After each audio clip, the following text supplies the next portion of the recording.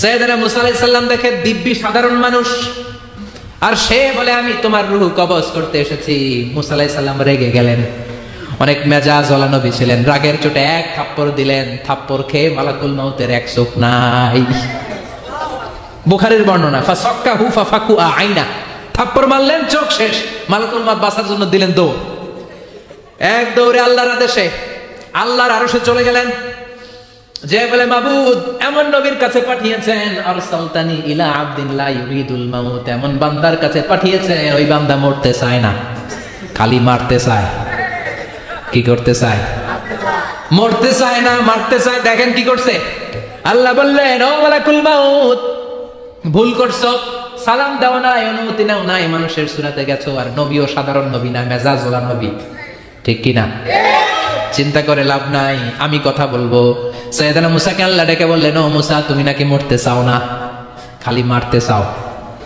সাইয়েদনা মুসা বললেন, না মাবুদ আমি তো চিনি নাই, এটা যে মালাকুল মাউত আমি তো চিনি নাই, চিনলে তো তার গায়ে আমি হাত তোলার সাহস করতাম না। আল্লাহ বললেন, ও মুসা যাও, দাইয়াদাকা আলা মাতনি সাউর, ওই যে একটা গাভী দেখা যায়, ষাঁড় দেখা যায়, ওই গরুর পিঠের উপরে তোমার ডান হাতটা রেখে দাও। সাইয়েদনা মুসা আলাইহিস সালাম গরুর পিঠের উপরে ডান হাত রাখলেন। আল্লাহ বললেন, মুসা তোমার ডান হাতের নিচে গরুর যতগুলো পশম, প্রত্যেকটা পশমের বিনিময়ে তোমার এক এক বছর করে হায়াত আমি বাড়িয়ে দিলাম। মরতে যখন চাও না, মারতে যখন চাও, আরো কয়েক বছর মারো, হায়াত আমি বাড়িয়ে দিলাম। মুসা আলাইহিস সালাম বললেন, আল্লাহ সুম্মা মাযা, এই হাতের নিচে গরুর যত পশম তত আমার হায়াত বেড়ে যাবে। ধরলাম হাতের নিচে 2000 পশম, 2000 বছর হায়াত বাড়িয়ে দিলেন, কিন্তু সুম্মা মাযা 2000 বছর পরে কি হবে, আগে ওইটা কোন, ওই ঝামেলাটা ভাঙের আগে। আল্লাহ বললেন, মুসা সুম্মাল মাউত, তারপরে তো তোমাকে মরতেই হবে, এই পৃথিবীতে আসলেই মরতে হয়। কুল্লু নাফসিন যায়িকাতুল মাউত, এই পৃথিবীতে যারা একবার আসবে তাদেরকেই মরতে হবে, ঠিক কি না? সাইয়েদনা মুসা আলাইহিস সালাম বললেন, ফাল আনা, তাহলে আর দেরির দরকার নাই, এখনই আমাকে নিতে বলেন। সুবহানাল্লাহ। মালাকুল মাউত এসে মুসা আলাইহিস সালামের রূহ কবজ করে ফেললেন। এই মুসা আলাইহিস সালামের সাথে সরাসরি আল্লাহর কথা হতো এই তুর পাহাড়ের উপর, আর এই তুর পাহাড়ের নামে কসম কেটেছে কে? ওয়া তুরি সিনিন। আল্লাহ বললেন, তিন আর জাইতুনের কসম, মানে ফিলিস্তিনের কসম। ওয়া তুরি সিনিন, তুর পাহাড়ের কসম, যেই তুর পাহাড়ের উপরে আমি তাওরাত কিতাব নাজিল করেছি। তাওরাত কিতাবটাকে কাঠের ফলকের মধ্যে লিখে বললেন, মুসা নিয়ে যাও। মুসা আলাইহিস সালাম নিতে পারে না, মনে আছে? মনে আছে আপনাদের না ভুলে গেছেন? মুসা আলাইহিস সালাম ধরলেন, নাড়াতে পারেন না, আর কাঁধে তুলবে তো দূরের কথা, নাড়াতেই তো পারেন না, এত শক্তিশালী নবী। তাওরাতের যে আলওয়াহুত তাওরাত, তাওরাতের ফলক, এই বাণীগুলো নিয়ে বাণীবাহকের কাজ করবে, বার্তাবাহকের কাজ করবে, বনি ইসরাইলের কাছে এই পয়গাম পৌঁছে দিবে, কিন্তু তুলতেই তো পারে না। আল্লাহর ডেকে বলে, আল্লাহ পারি না।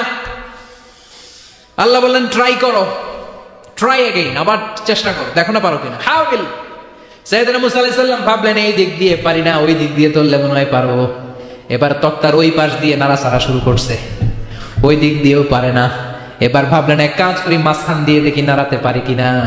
সাইয়েদনা মুসা আলাইহিস সালাম কাঠের তক্তাগুলোর মাঝখান দিয়ে ধরলেন, টান দিলেন, কিন্তু তক্তা নড়ে, নাড়ানোই যায় না, কাঁধে তুলবে তো দূরের কথা। সাইয়েদনা মুসা আলাইহিস সালাম অপারগ হয়ে আল্লাহর ডেকে বললেন, ও মাবুদ পারি না। আল্লাহ আসলে চাচ্ছে মুসা যেন বলে পারি না। মুসা পারে না এটা শুনতে আল্লাহর বড় মনে চায়। সুবহানাল্লাহ কইবেন না? কারণ সব জায়গায় উনি পারে আর মারে। আজকে সাইয়েদনা মুসা আলাইহিস সালামের কণ্ঠে আল্লাহ শুনতে চায়, আল্লাহ আমি অপারগ, আমি পারি না। সাইয়েদনা মুসা আলাইহিস সালাম বলে, আল্লাহ সাইয়েদনা জিবরাইলকে যদি বলেন আমারে যদি একটু সাহায্য করে, আমার কাঁধে তুলে দিলে আমি নিয়ে বাড়িতে যাব। সাইয়েদনা জিবরাইলকে একটু বলেন। আল্লাহ বললেন, যাও জিবরাইল, হেল্প আউট মুসা, মুসা আলাইহিস সালামকে সাহায্য করো। এবার সাইয়েদনা মুসা আলাইহিস সালাম ধরলেন এইদিকে, সাইয়েদনা জিবরাইল ধরলেন এইদিকে। দুইজন মিলে তাওরাত লেখা কাঠের তক্তাগুলো উঠাতে চাইলেন, কিন্তু কি আজীব তামাশা, সাইয়েদনা জিবরাইলও পারে না। সাইয়েদনা মুসা আলাইহিস সালাম বলেন, ও ভাই জিবরাইল চলো জায়গা চেঞ্জ করি, তুমি এদিক দিয়ে ধরো, আমি ওই দিকে ধরি, আবার জোরসে টান মারো। দেশগ্রামে কয় না জোরসে টান, হেইও সিস্টেমে দুইজন মিলে টানে, কিন্তু নাড়াতেই পারে না। আগে তো হাতে নিবে, তারপরে কাঁধে তুলবে, দুইজনেও পারে না। গায়ে যত জোর আছে সাইয়েদনা মুসা আলাইহিস সালাম জোরসে টান দিলেন, যত জোর, সব জোরকে একসাথে করে তিনি টান দিয়েছেন। টানের চোটে দেহের প্রতিটা লোমকূপ থেকে ঘাম বের হতে শুরু করেছে। টানের চোটে রক টান খেয়ে যাচ্ছে, কোমরের রক ছিঁড়ে যাওয়ার অবস্থা, কিন্তু কাঠের ফলকগুলো নাড়ানো যায়। সাইয়েদনা মুসা আলাইহিস সালাম বললেন, আল্লাহ, জিব্রাইলও পারে না। জিব্রাইলের সাথে হাজার হাজার সহকারী ফেরেশতা, তাদেরকে একটু বলেন হেল্প করার জন্য। সুবহানাল্লাহ পড়েন। হাজার হাজার ফেরেশতা তুর পাহাড়ের উপর সবাই মিলে জোরে জোরে টান দেয়, জোরে জোরে টান দেয়। সবাই মিলে চেষ্টা করে তাওরাত লেখা ফলক এক প্রান্ত থেকে আরেক প্রান্ত কোন জায়গা দিয়ে ধরে 1 ইঞ্চি নাড়াতে পারে না। এই অবস্থা দেখে আল্লাহ বললেন, ঘটনা কি? আল্লাহ পারি না। সাইয়েদনা মুসা আলাইহিস সালাম কি বলে? আল্লাহ পারি না। আল্লাহ বললেন, মুসা, এই ফলকগুলোর এত ওজন নয়, কাঠের এই তক্তাগুলোর এত ওজন নয়, কিন্তু এই কাঠের তক্তার মধ্যে যে বাণীগুলো লেখা হয়েছে, বাণীগুলো কার? এটা আমার বাণী, আমার কথা। এই জিনিসটা বোঝানোর জন্য আমি এটার ওজনকে ভারী করে দিয়েছি। এবার জিব্রাইলের সহকারী ফেরেশতা লাগবে না, জিব্রাইলের সহযোগিতা লাগবে না। তোমার গায়ে আমি যেই জোর দিয়েছি, টান দিয়ে দেখো সবগুলারে কাঁধে তুলে নিতে পারবা। সাইয়েদনা মুসা আলাইহিস সালাম বিসমিল্লাহ বলে সবগুলো তাওরাত লেখা কাঠের তক্তাগুলো কাঁধে নিয়ে এক দৌড়ে বাড়ি। আল্লাহু আকবার। যেই পাহাড়ের উপর এই তক্তা টানাটানির ঘটনা ঘটেছে, পাহাড়টার নাম, এজন্য আল্লাহ বললেন, ওয়াত্তিনি ওয়াজ-যাইতুনি ওয়া তুরি সিনিন ওয়া হাযাল বালাদিল আমিন। তিন আর জাইতুনের কসম, তুর পাহাড়ের কসম। আবার তুর পাহাড়ের মধ্যে নূরের তাজাল্লি দিয়েছে কে? فلما تجلى ربه جعله دكا وخر موسى صعقا। সাইয়েদনা মুসা আলাইহিস সালাম বললেন, আল্লাহ, তোমাকে দেখতে চাই। আল্লাহ বললেন, দেখতে পারবে না, পাহাড়ের দিকে তাকাও, পাহাড়ের মধ্যে নূরের তাজাল্লি দেব, যদি পাহাড় টিকে যায় তাহলে দেখতে পাবা। আল্লাহ যখন তুর পাহাড়ের উপর তাজাল্লি মেরেছেন, পাহাড় ভেঙে খান খান হয়ে যায়, সাইয়েদনা মুসা আলাইহিস সালাম বেহুশ হয়ে যায়। এই বেহুশ হওয়ার ঘটনা আর পাহাড় জুড়ে ছাই হওয়ার ঘটনা যেখানে ঘটেছে, ওই পাহাড়টার নাম জোরে বলেন। ওই তুর পাহাড়ের কসম কেটেছে কে? ওয়াতুরি। ওয়াতুরি 2285 মিটার উঁচু, অনেক উঁচু পাহাড়।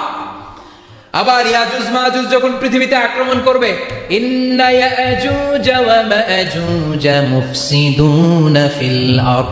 তামাম জাহানে ইয়াজুজ মাজুজ যখন আক্রমণ করবে, তামাম পৃথিবীটাকে যখন লন্ডভন্ড করে দিবে, সাইয়েদনা ঈসা আলাইহিস সালাম মুমিন বান্দাদেরকে নিয়ে যেই পাহাড়ের উপর আশ্রয় নেবেন, সেটা হলো এই তুর পাহাড়। সুবহানাল্লাহ। ঈসা আলাইহিস সালাম মুমিনদেরকে নিয়ে এক পাহাড়ে চলে যাবে এই ইয়াজুজ মাজুজের অত্যাচার থেকে বাঁচার জন্য। এদেরকে ইংরেজিতে বলে Gog Magog. If you search in Google by writing Gog and Magog, আপনি পেয়ে যাবেন ইয়াজুজ মাজুজের কাহিনী। হাত্তা ইযা ফুতিহাত ইয়াজুজ ওয়া মাজুজ ওয়া হুম মিন কুল্লি হাদাবিন ইয়ানসিলুন।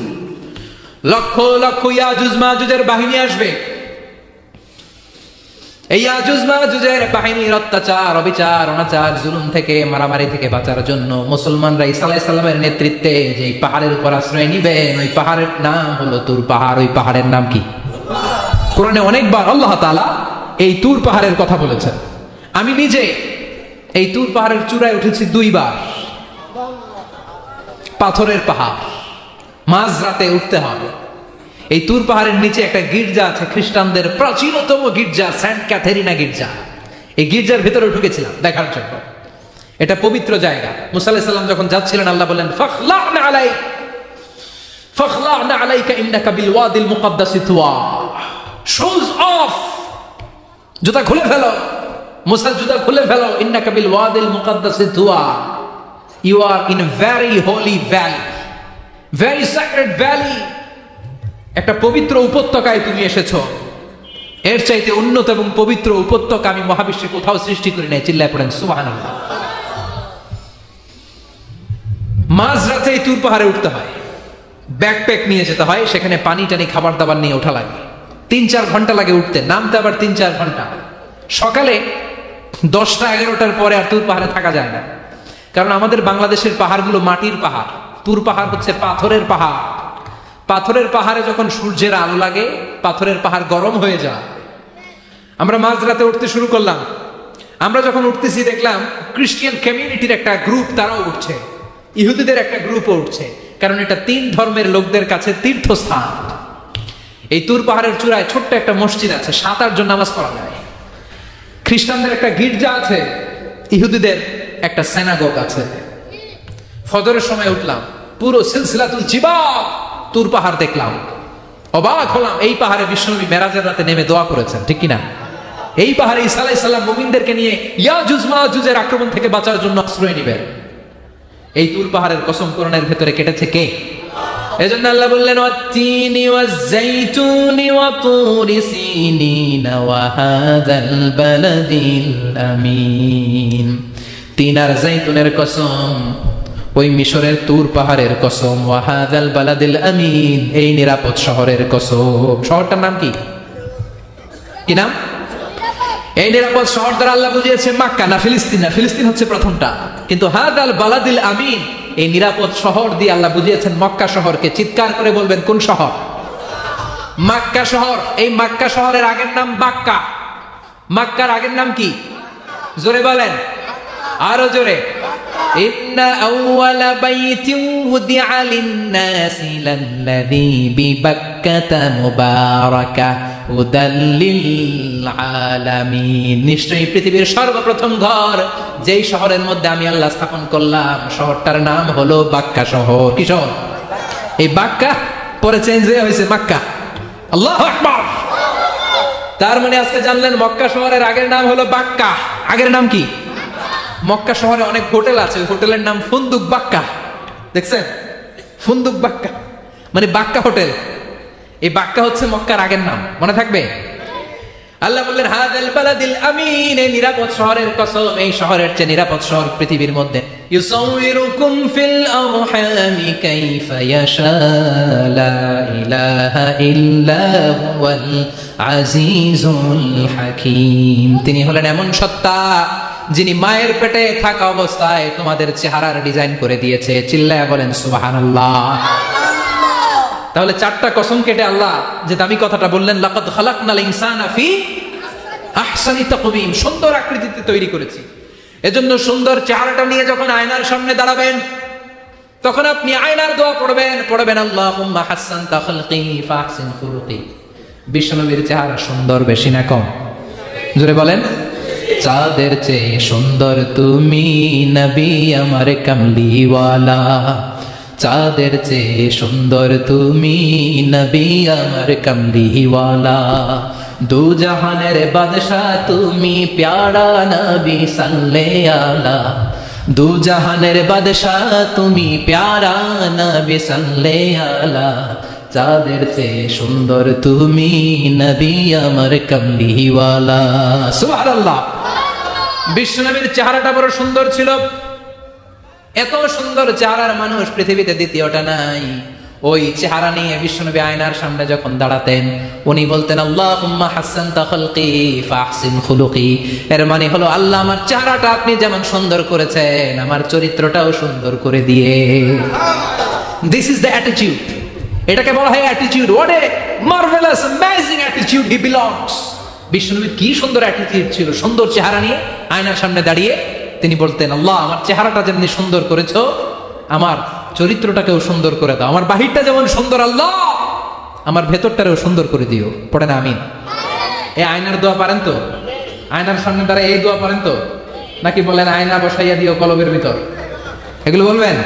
পড়েন আল্লাহুম্মা হাসসানতা খালকি ফাহসিন খুলুকি, আল্লাহুম্মা হাসসানতা খালকি ফাহসিন খুলুকি।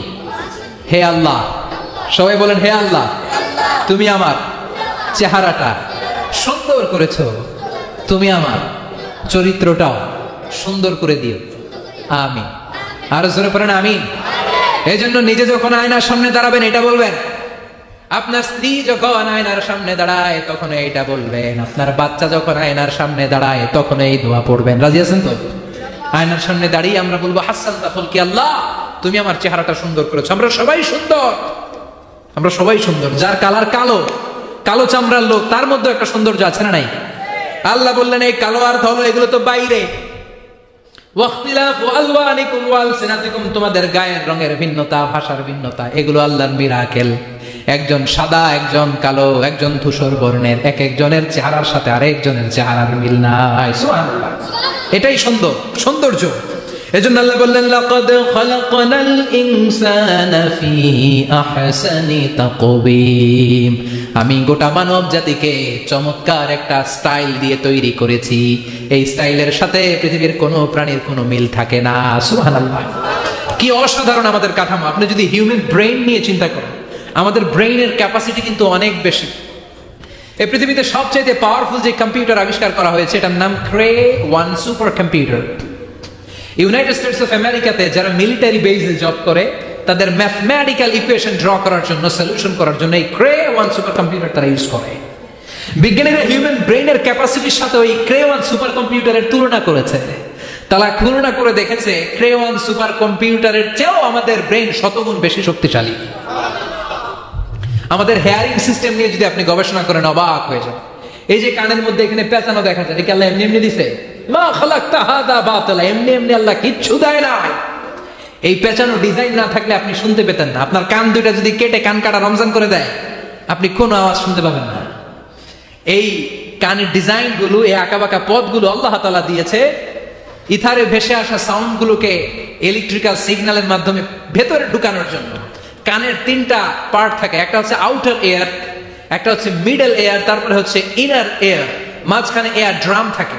এই আউটার এয়ার থেকে, মিডল এয়ার থেকে, তারপরে ইনার এয়ারে ইলেকট্রিক্যাল সিগন্যাল দিয়ে বাতাসে ভেসে আসা এই সাউন্ডের ওয়েভগুলো, এই তরঙ্গগুলোকে ইলেকট্রিক্যাল সিগন্যাল দিয়ে ট্রান্সমিট করে ব্রেইনের হেয়ারিং নার্ভের কাছে পাঠিয়ে দেয়। এই সূক্ষ্ম কাজগুলো হতে আসলে অনেক সময় লাগে, কিন্তু 1 সেকেন্ডের মধ্যে আমি বলছি আর আপনারা সেকেন্ডে শুনছেন। চিল্লা এখন সুবহানাল্লাহ।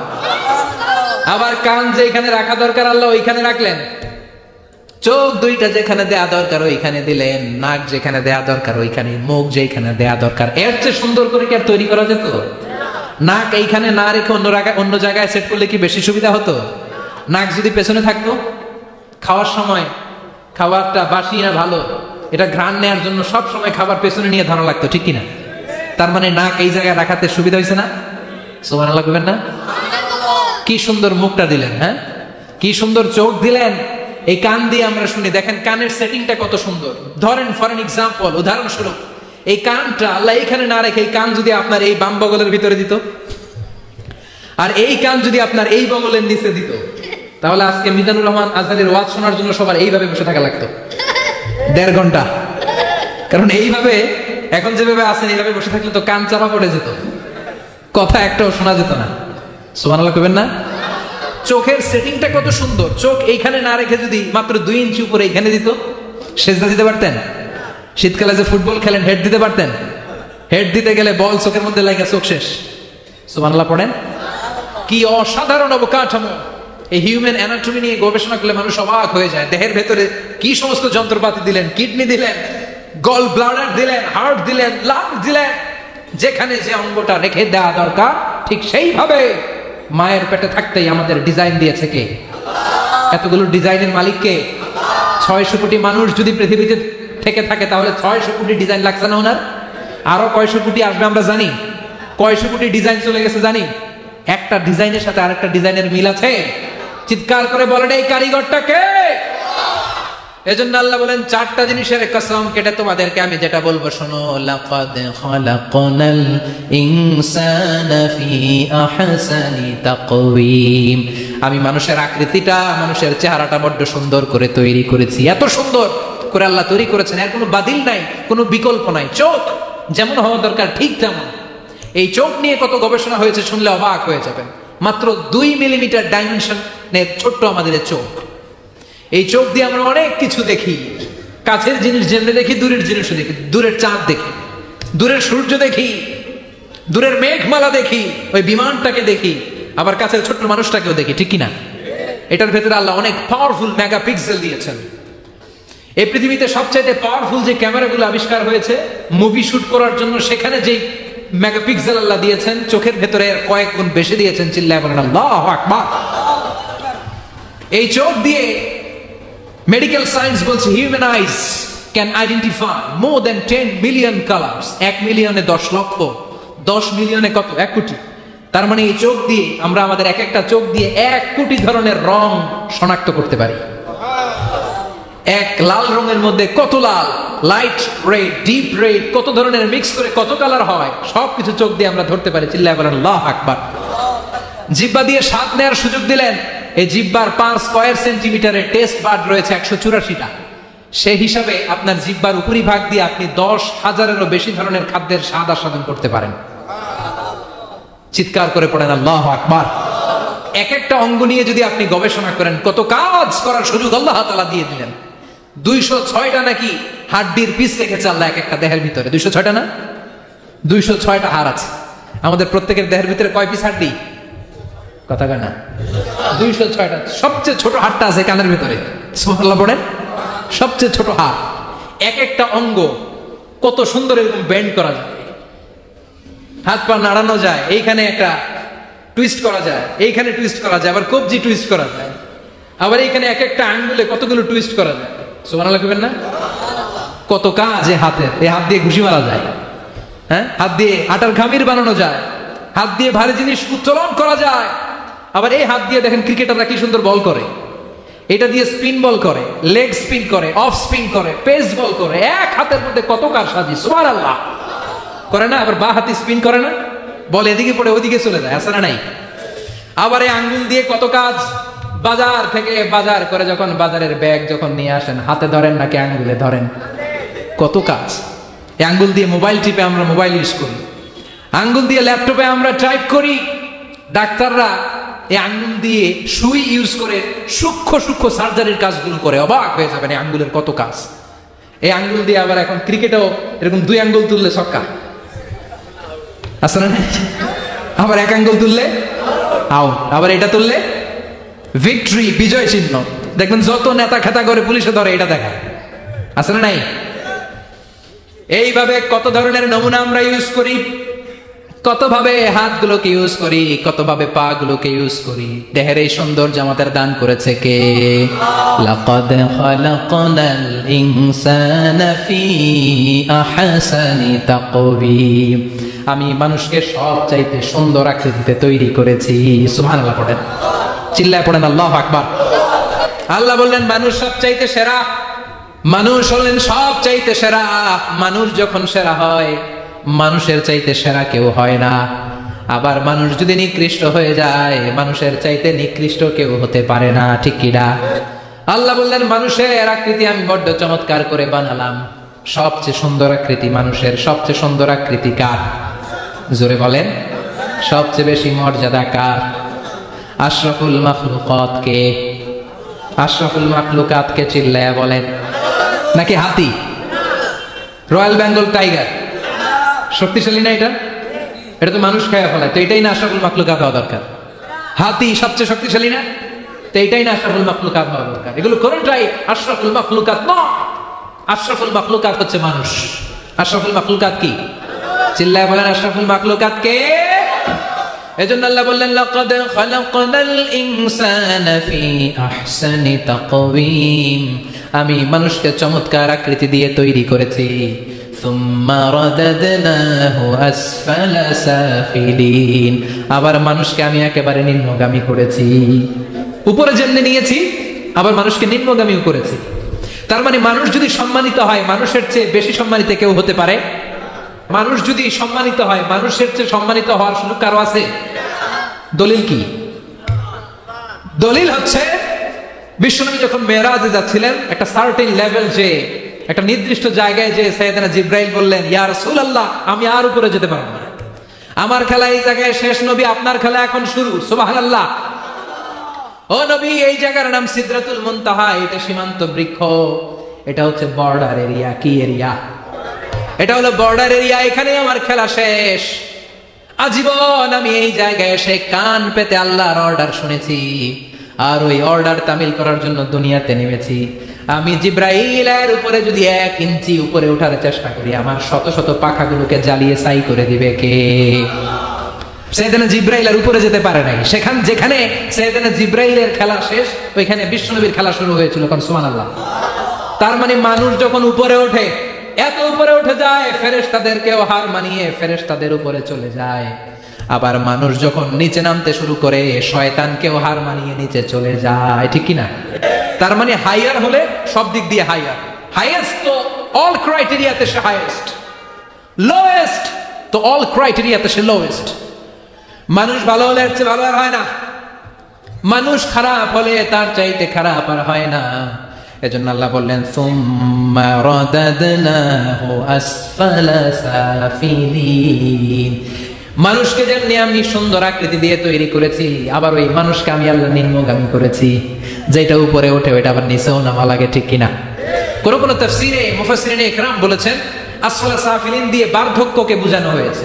যৌবনে মানুষের চেহারা সৌন্দর্য বেড়ে যায়, যৌবন যখন ঠিকরে পড়ে একজন তাগড়া যুবক, তার চেহারার মধ্যে যে সৌন্দর্য, ওই ছেলেটাই যখন বুড়ো হয়ে যায় তার চেহারার দিকে কেউ তাকাতে চায় না। রং ধরা যৌবন জং ধরে নাই, জং ধরে শেষ, ঠিক কিনা? আবার কোন কোন মুফাসসির বলেছে না, এটা নৈতিক অধপতন।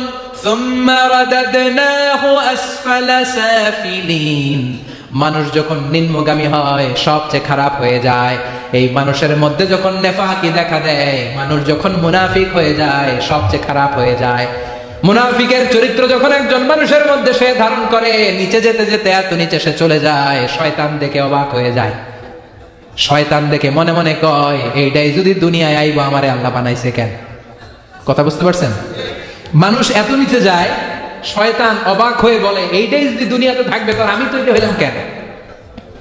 আমি শয়তান হইলাম কেন?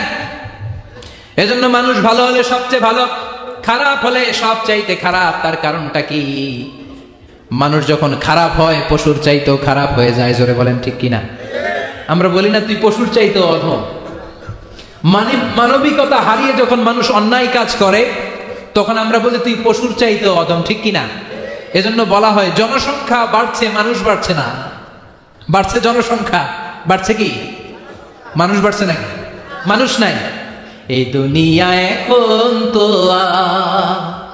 সেই দুনিয়া নাই, মানুষ নামের মানুষ আছে দুনিয়া বোঝাই, সেই মানুষের ভিড়ে আমার আসল মানুষ নাই। এই দুনিয়া এখন তো সেই দুনিয়া নাই, মানুষ নামের মানুষ আছে দুনিয়া বোঝাই, সেই মানুষের ভিড়ে আমার আসল মানুষ নাই। আসল মানুষের বড় অভাব। এজন্য বাড়ছে জনসংখ্যা, মানুষ বাড়ছে না। মানুষ যখন খারাপ হয়ে যায় পশুকেও হার মানায়। আল্লাহ বলে উলাইকা কাল আনআম বাল হুম আদাল উলাইকা হুমুল গাফিলুন। কারণ একটা সিংহ কখনো আরেকটা সিংহকে মারে না। খেয়াল করে বুঝেন, সিংহ কোনোদিন সিংহ মারে নাকি? বাঘ বাঘ মারে নাকি? হাতি কোনোদিন হাতি মারে নাকি? কিন্তু মানুষ মানুষকে মারে, ঠিক কিনা? আওয়াজ করে উত্তর দেন, একটা বাঘ আর একটা বাঘকে 8 টুকরা 10 টুকরা করে নাকি? একটা হাতি আর একটা হাতিকে কোনোদিন 20 টুকরা 14 টুকরা করে নাকি? কিন্তু একটা মানুষ আর একটা মানুষকে 8 টুকরা 14 টুকরা 20 টুকরা করে, ঠিক কিনা? আল্লাহ বললেন সুম্মা রাদাদনাহু আসফালা সাফিলিন। মানুষ যখন শ্রেষ্ঠ হয়, মানুষের চাইতে শ্রেষ্ঠ যেমনি কেউ আর হতে পারে না।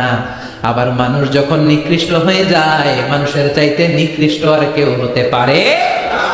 এজন্য ভালো হওয়ার দরকার আছে না নাই? তার মানে মানুষ যেমনি উপরে ওঠে আবার নিচেও নামতে পারে।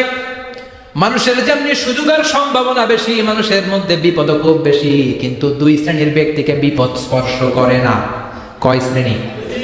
আরো জোরে বলেন।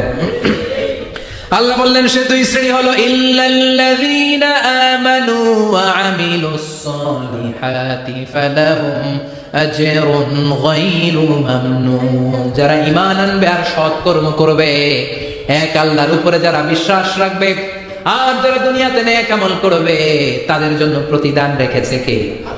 তাদেরকে জান্নাত দেওয়ার জন্য প্রস্তুত হয়ে আছে আল্লাহ। জোরে কোন ঠিক কিনা? ওই জান্নাতে ঢোকার ইচ্ছা আছে না নাই? জান্নাতে যেতে চান তো আপনারা? যেতে চান না কারা কারা? হাত তোলেন তো। জান্নাতে যেতে রাজি আছেন? রাজি আছেন সবাই? আল্লাহ এই দুনিয়াতে তুমি যেমনি আমাদেরকে একত্রিত করলা, জান্নাতের ময়দানেও তুমি আমাদেরকে একত্রিত করে দিও, পড়ে না আমিন। জান্নাতেও যেন আমরা এভাবে বসে বসে তাফসীরুল কোরআনের ময়দানে থাকতে পারি, তুমি তৌফিক দাও, চিল্লায় পড়ে না আমিন। এজন্য আল্লাহ বললেন বিপদ মুক্ত হতে চাইলে দুইটা কাজ করতে হবে। এক হলো ইল্লাল্লাযীনা আমানু, ঈমান আনতে হবে। কার উপরে? জোরে বলেন কার উপরে? ঈমানের পথে অবিচল থেকে আমার মরণ যেন হয়, তোমারই কাছে মিনতি আমার, তোমারই কাছে মিনতি আমার, মহামহিম দয়াময়, ঈমানের পথে অবিচল থেকে আমার মরণ যেন হয়। পড়েন আমিন, আর জোরে আমিন। এজন্য আল্লাহ বললেন প্রথম শর্ত হলো ঈমান আনতে হবে। ওই ঈমানের মধ্যে শিরকের মিশ্রণ থাকতে পারবে না।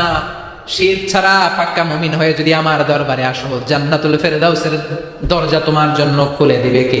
আল্লাহ। দুই নম্বরে ওয়া আমিলুস সালিহাত, নেক আমল যদি করতে পারো, ঈমান আর নেক আমল, এই দুইটার গ্যারান্টি যদি দিতে পারো, জান্নাতের গ্যারান্টি দিবে কে? এরপর আল্লাহ বললেন ফামা ইউকাযযিবুকা বা'দু বিদ্দীনি আলাইসাল্লাহু বিআহকামিল হাকিমিন। এত সুন্দর সুন্দর চারটা কসম দিয়ে ওয়াজ নসিহত করার পরে ও নবী, কারা আখিরাতকে অস্বীকার করে, কারা জান্নাত এবং জাহান্নামকে অস্বীকার করে, ও নবী আমি আল্লাহ কি শ্রেষ্ঠতম বিচারক নই? আলাইসাল্লাহু আহকামিল হাকিমিন। আল্লাহ এখানে আপনাদেরকে প্রশ্ন করেছে, কি করেছে? কথা বলেন, কি করেছে? He put a question to the audience. Allah just put a question to the listeners. শ্রোতাদের কাছে আল্লাহ একটা প্রশ্ন রেখে দিয়েছে। 8টা আয়াতের সূরাতুত তিন যখন আপনি পড়ে শেষ করলেন, আল্লাহ একটা প্রশ্ন দিয়ে শেষ করলেন। আল্লাহ বললেন আলাইসাল্লাহু বিআহকামিল হাকিমিন, আমি আল্লাহ কি শ্রেষ্ঠ বিচারক নই? আল্লাহ কি শ্রেষ্ঠ বিচারক নন? আমরা বললাম বালা, অবশ্যই আল্লাহ আপনি শ্রেষ্ঠ বিচারক।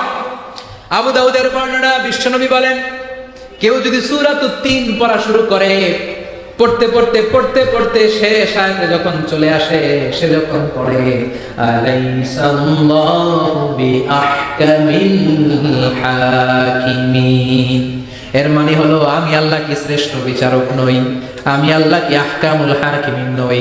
সূরাতুত তিনের শেষ আয়াতে যখন কেউ পৌঁছে যায়, সেজন্য আল্লাহর প্রশ্নের জবাব দিয়ে তারপরে সূরাটা শেষ করে। সেজন্য বলে বালা ওয়া আনা আলা যালিকা মিনাশ শাহিদিন, ও আল্লাহ আমি সাক্ষ্য দিলাম অবশ্যই আপনি আহকামুল হাকিমিন, আপনি শ্রেষ্ঠ বিচারক। কারণ আল্লাহর চাইতে শ্রেষ্ঠ বিচারক আর কেউ আছে নাকি? সব বিচারকের বড় বিচারক কে? সবচেয়ে বড় বিচারপতির নাম কি? দুনিয়ার বিচারপতিদের বিচার করবেন যেই বিচারপতি, ওই বিচারপতির নাম কি? আলাইসাল্লাহু বিআহকামিল হাকিমিন, আমি কি শ্রেষ্ঠ বিচারক নই? আল্লাহ প্রশ্ন। Of course you are the জাজ অফ অল জাজেস, আল্লাহ হচ্ছে সব বিচারকের শ্রেষ্ঠ বিচারক। কারণ আল্লাহর বিচারে কোনো দুই নাম্বারই নাই, আছে নাকি? আল্লাহর বিচারে কোনো জুলুম নাই, আছে নাকি? আল্লাহর বিচারের ময়দানে ঘুষ দেওয়ার সিস্টেম নাই, আছে নাকি? আল্লাহর বিচারের দিন কোনো টেলিফোন কলে কোনো কাজ হয় না, আছে নাকি? এজন্য আল্লাহ বললেন ওয়া মা আনা বিযাল্লামিন লিল আবিদ, আমার বিচারটা এত স্বচ্ছ বিচার, এত চমৎকার বিচার, এই বিচারে কেউ জুলুমের শিকার হবে না। ফামাই ইয়ামাল মিসকালা যাররাতিন খায়রান ইয়ারা ওয়া মান ইয়ামাল মিসকালা যাররাতিন শাররান ইয়ারা, আমার বিচারটা এমন বিচার, যারা পরিমাণ ভালো করেছো ওইটাই পাবা, যারা পরিমাণ খারাপ করেছো সেটাও পাবা, যে যতটুকু করেছো পরিণাম তার ততটুকু, এটাই হলো আল্লাহর বিচার, ঠিক কিনা? এজন্য আল্লাহর সেই বিচারের দিনকে আমরা ভয় করি তো? কিয়ামতের সেই বিচারের কাঠগড়াকে আমরা ভয় করি? যারা এই বিচারের কাঠগড়াকে ভয় করে তারা কোনোদিন মিথ্যা বলে না, তারা কোনোদিন নামাজ ছাড়ে না, তারা কোনোদিন ইসলামের বিপক্ষে কাজ করে না। চিল্লায় বলেন ঠিক কিনা? আল্লাহ সব সময় আমাদেরকে ইসলামের পক্ষে থাকার তৌফিক দাও।